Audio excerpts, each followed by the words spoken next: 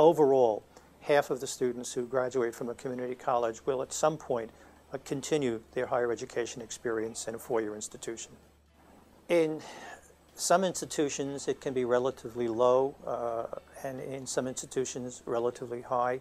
For instance, at Nassau Community College, 70% of the graduates went on to earn baccalaureate degrees. That's a considerably high number. For community colleges with lower numbers, you shouldn't be misled. Many of those students, for financial reasons, must go to work in order to earn money to go to the four-year institution. And so while they may not immediately transfer to a four-year institution, they will ultimately do so.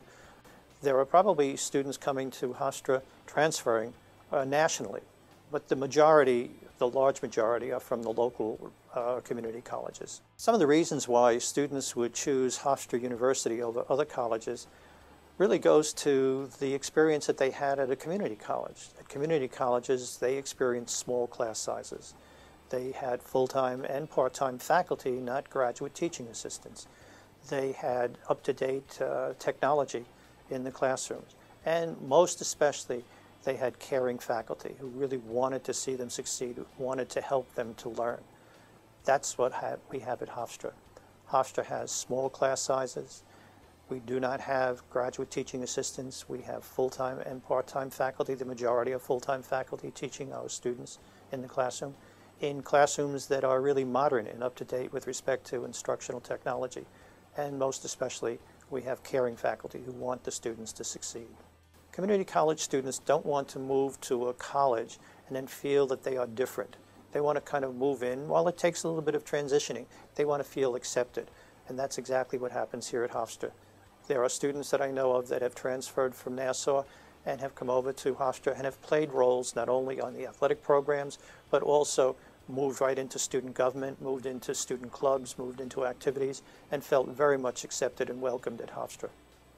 The question always arises whether or not Hofstra will accept all of the credits that a student has taken at a community college. But again, that is dependent upon whether or not the student has pursued the same degree at the two-year level at the community college that they're going to pursue at the four-year level. So that if a student has taken a series of biology courses at the two-year level and now wants to move into biology at the four-year level, those courses probably will be accepted fully. However, if a student begins as an English major and then transfers to Hofstra and wants to be a business major, you're not going to have all of those credits accepted.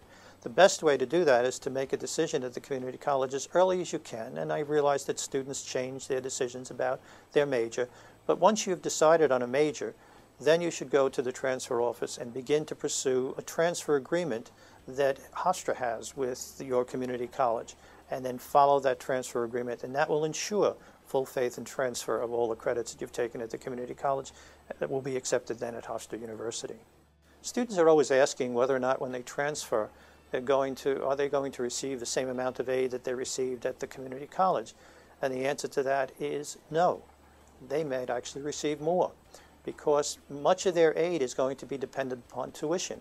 And since Hofstra's tuition is slightly higher than what you would have at a community college, you're going to find that they are going to be entitled to more aid, especially in the Pell Grants and in the TAP. So yes, if they are a New York State resident, TAP will be probably higher. They'll get the full tuition award from TAP that they're eligible for, and the same with Pell. They will get their full eligibility for Pell, and because Pell does take into consideration tuition, and tuition is higher, they will get more money than they probably got at the community college. And that's really what makes the transition from the community college to Hofstra, even though it's an independent private institution, actually a lot easier for especially students who are in need of some aspect of financial aid. Now, the other thing that occurs at Hofstra is that they are very generous with respect to looking at the student need and going beyond just their eligibility for federal or state financial aid. And so adjustments are made to their tuition package based on perhaps merit, based on need, and based on a number of different facts.